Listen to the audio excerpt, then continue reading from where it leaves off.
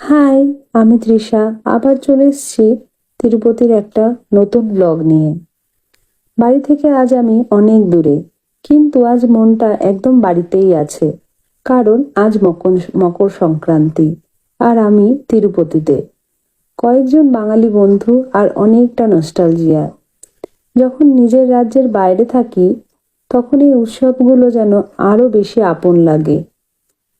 আজ কেউ দিদি, কেউ মা, আবার কেউ শেফ, সবাই মিলে একটাই চেষ্টা, পিঠেপুলি ঠিক বাড়ির মতো হবে তো। ভাপা পিঠে বা গুড়ের মিষ্টি গন্ধ, ওই গন্ধটাই তো আসলে বাঙালির শিকড়।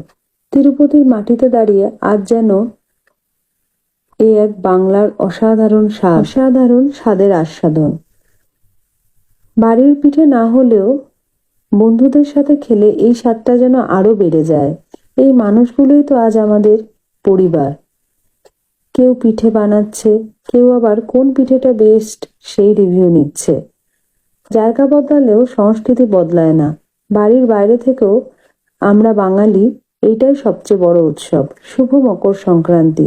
সেদিন সারথি আমাদের নৈশভোজনের আয়োজন করেছিল। হাসি ঠাট্টা আনন্দের মধ্যে দিয়ে আমাদের